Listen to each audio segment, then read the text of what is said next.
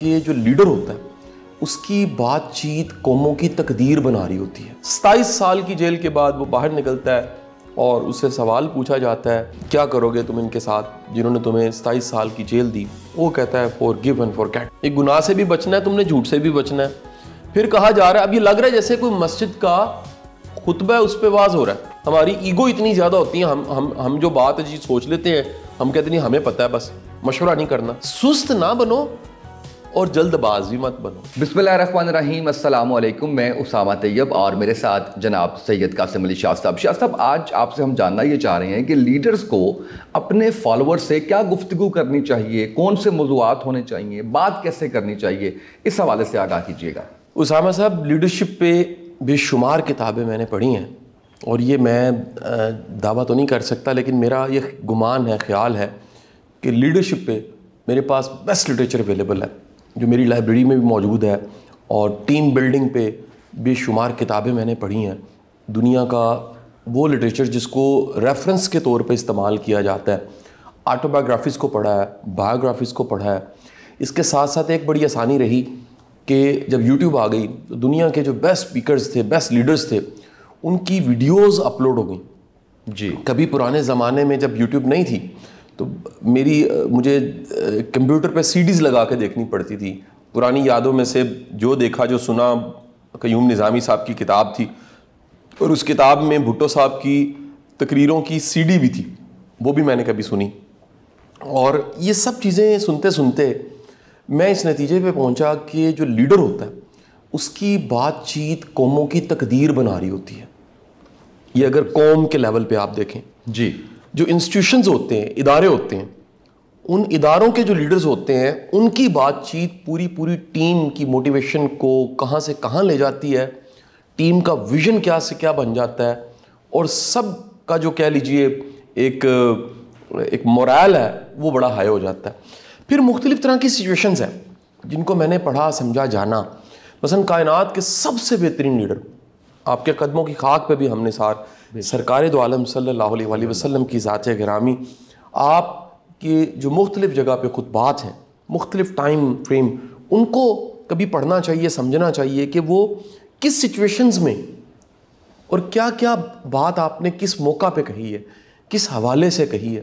مثلا مجھے سارے خطبات ہی اچھے لگتے ہیں، لیکن وہ جملے، وہ باتیں، وہ کنورزیشن جو حضور سرکار دو عالم صلی اللہ علیہ وسلم کی ذات گرامی نے فتح مکہ کے بعد کہی، فتح حاصل کرنے کے بعد جو کنورزیشن ہے، کیا عاجزی ہے، کیا خدا کی حمد و ثنا بیان کی جا رہی ہے، کیا رب کی تعریف کی جا رہی ہے، اور کس انداز سے درگزر کیا جا رہا ہے، اور کس انداز سے دلوں کو فتح کیا جا رہا ہے، ویسی مثال دنیا کی ریکارڈڈ ہسٹری میں نہیں ملتی۔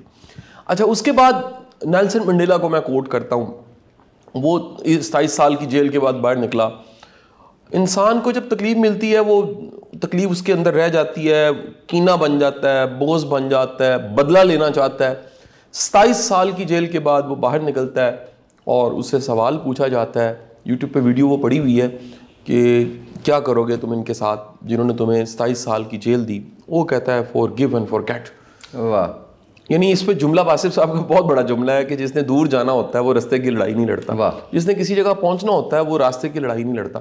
اب اس سارے موضوع کو نا، کیونکہ ایک بہت بڑا موضوع ہے، اس کے میں 2-3 نفسیاتی نقطے بتانے کے بعد پھر ایک بڑے اہم موضوع کی طرف خود ہی شفٹ کر دوں گا، وہ شاید آپ کے سوال کو اچھا میں ایڈریس کر سکوں اس ریفرنس سے۔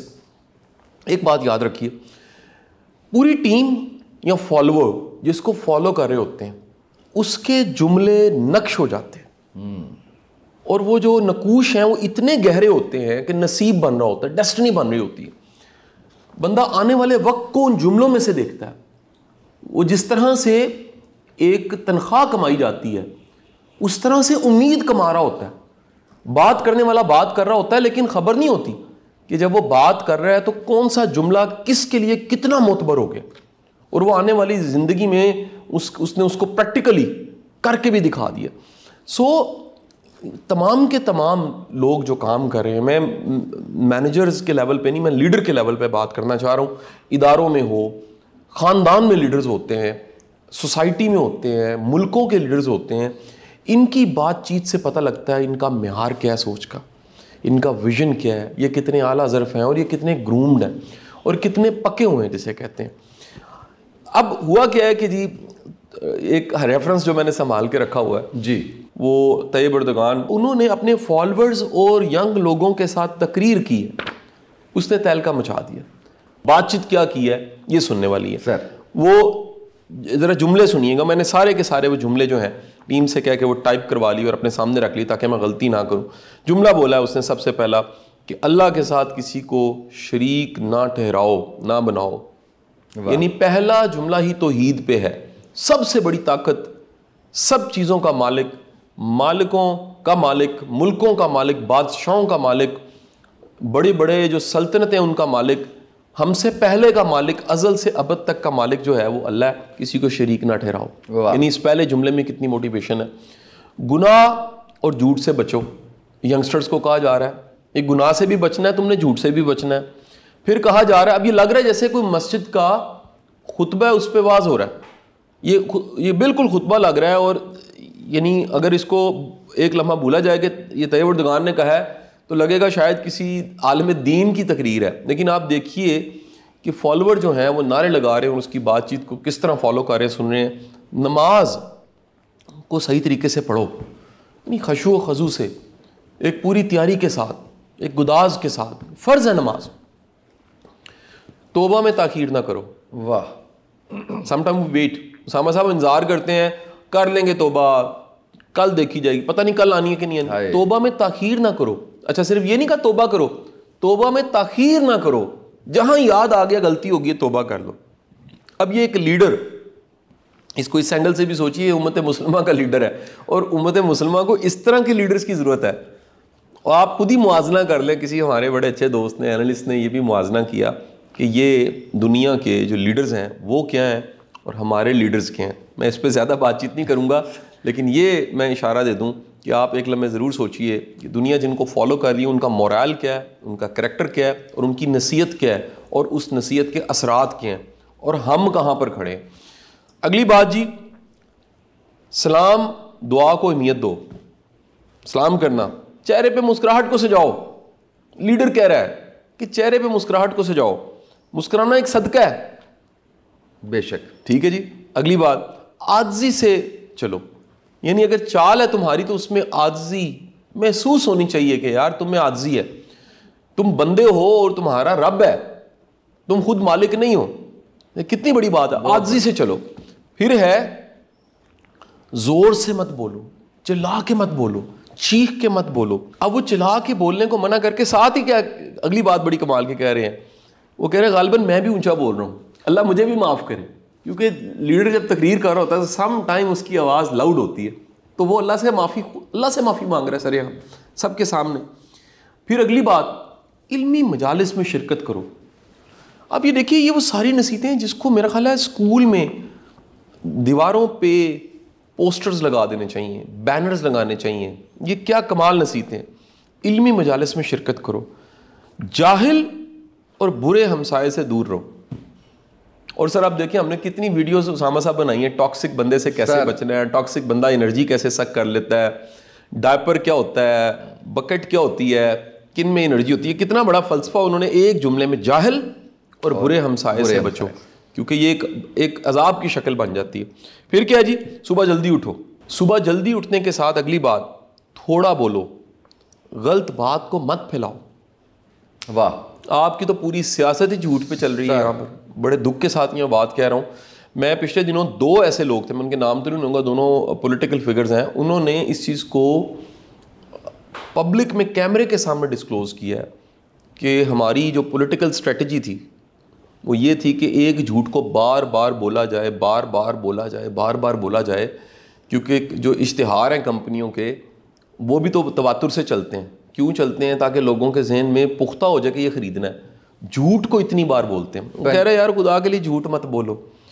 اب یہ لیڈر کہہ رہا ہے تھوڑا بولو, غلط بات کو آگے مت پھیلاؤ, تمام کاموں میں مشاورت کرو. سر مشاورت کو لیڈر انکریج کر رہا ہے اور سنت رسول بھی ہے صلی اللہ علیہ وسلم. یعنی کہ آپ سرکار دو عالم صلی اللہ علیہ وسلم کو کیا وحی آتی تھی, اللہ کے حبیب تھے, رحمت للعالمین، تمام جہانوں کے لیے رحمت، آخری رسول. اور جو صحابی ہیں غلاموں کی حالت یہ ہے کہ وہ ہر جملے پہ آپ کے فرما رہے ہیں کہ ہمارے والدین بھی نثار آپ، کیسے چاہنے والے ان کو ملے، ان کی یاد میں کتنے آج تک آنسو بہائے جا رہے ہیں، ان کی محبت میں کتنے آنسو بہائے جا رہے ہیں. ذرا سوچئے کہ آپ نے مشاورت کی ہے، حضور نے مشاورت کی ہے، اور ہم مشورہ نہیں کرتے. ہماری ایگو اتنی زیادہ ہوتی ہے، ہم جو بات جی سوچ لیتے ہیں، ہم کہتے ہیں ہمیں پتہ ہے، بس مشورہ نہیں کرنا، اپنی ٹیم سے، اپنے مشاورتی بورڈ سے مشورہ نہیں کرنا. اچھا تمام کام مشاورت کرو، یہ اللہ کا حکم ہے. اچھے دوستوں کا انتخاب کرو، بہت ایسٹ ہے. بالکل اچھے دوست ایسٹ ہے. سست نہ بنو.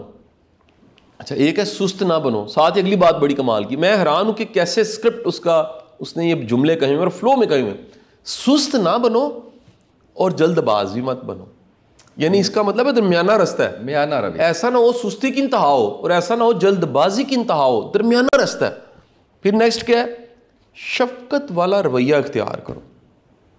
شفقت، اس میں محبت ہو، فراغ دلی ہو، اس میں فراغ دل بنو. پھر کیا ہے؟ جب تم پہ مصیبت آئے تو صبر کرو.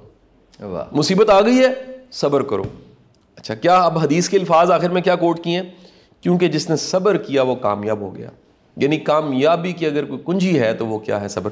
اسامہ صاحب مجھے بتائیے، یہ ایک لیڈر کی گفتگو ہے، اور یہ ترکیہ کے لیڈر کی صرف گفتگو نہیں ہے، امت مسلمہ کے لیڈر کی گفتگو ہے.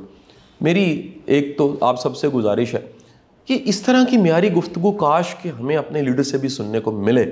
اور آپ سب جو لیڈرز ہیں، میں ہمیشہ کہتا ہوں ہم اپنی اپنی ڈومین میں لیڈرز ہیں، ہمارے زیر سایہ کچھ نہ کچھ ہے. اللہ کے رسول صلی اللہ علیہ وسلم کی حدیث مبارک ہے کہ ہر شخص گڈریا ہے، اس کے ریوڑ کا حساب اس کو دینا پڑے گا. آپ کے ریوڑ میں جو بھی ہے، گھر ہے، بچے ہیں، فیملی ہے، آپ کا دفتر ہے، آپ کی ٹیم ہے، آپ چند لوگوں کے اوپر آپ سربراہ کی حیثیت سے بیٹھے ہوئے ہیں، آپ کو اپنے ریوڑ کا حساب دینا ہے. آپ کا رویہ لیڈرز والا ہونا چاہیے، اور آپ کی گفتگو، اس کا معیار، یہ جو معیار آج میں نے بتایا ہے، جس میں خوف خدا، جس میں اخلاق، جس میں بردباری، جس میں رواداری، جس میں انسانیت، جس میں پازیٹیوٹی، جس میں ایمان، وہ جھلکنا چاہیے. تو اسامہ صاحب میرا ذاتی خیال یہ ہے کہ لیڈر اپنی ٹیم کو 2 کمال کی چیزیں دے سکتا ہے، 2 کمال کی چیزیں. یعنی یہ چیز کبھی کسی بھی ٹیم ممبر کے لیے حوالہ ہو سکتی ہے کہ یار میں اس لیڈر کے زیر سایہ کام کرتا رہا اور یہ میری 2 کمائیاں تھیں. تنخواہ بھول جاتی ہے بندے کو، 2 کمائیاں تھیں. ایک امید جو بات چیت سے ملتی ہے، امید نہیں چھینی چاہیے، اور دوسری وہ سکلز یا گرومنگ جو کسی کے ساتھ رہ کے آپ کی ہو جاتی ہے. واہ. اس کا کوئی نعم البدل نہیں ہے. امید بہت بڑا سامان ہے، اور گرومنگ کسی لیڈر کے ساتھ جڑ کے جو آپ کی ہو جاتی ہے وہ ایک کمال کی گرومنگ آپ کی ہوتی ہے. تو یہ آج کی میرا خیال گفتگو ہم نے شروع کی اور کوشش کی کہ اسے ایک اچھے حوالے کے ساتھ. بہت شاندار ماشاءاللہ. اور شاہ صاحب آپ نے اتنے اس کو تفصیل سے بیان کر دیا، میرا خیال ہے اس میں کچھ ایڈ کرنے کی ضرورت نہیں ہے کلوزنگ کے دوران. بس یہ ہے کہ ان تمام چیزوں پہ ہم خود سے عمل کرنا شروع کر دیں تو میرا خیال ہے کہ دین دنیا آخرت سب مل جائے گا انشاءاللہ. آج کے اس پروگرام سے اتنا ہی، اجازت دیجیے، اللہ حافظ.